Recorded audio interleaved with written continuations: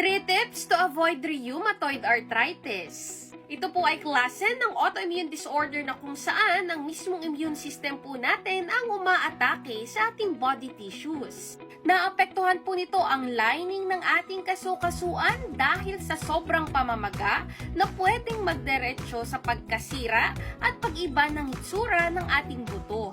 Ang matagal at sobrang pamamaga dahil sa rheumatoid arthritis ay pwede ring maging dahilan ng pagkasira sa ibang bahagi ng ating katawan.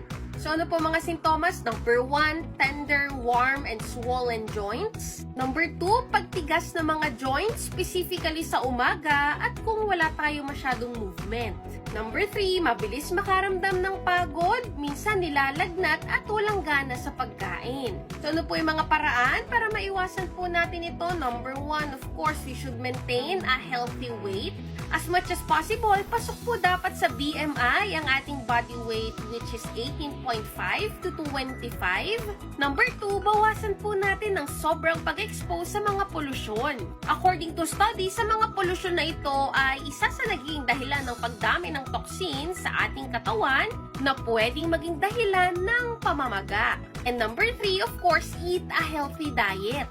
There's this 2022 study na kung saan ang gut microbiome daw po ay may kinalaman sa ating immune system at nagpo-produce ng bacteria na nakakapagpa-trigger sa autoimmune response leading to rheumatoid arthritis. Always remember na ang 60% ng ating immune system ay nakadepende sa ating gut microbiome.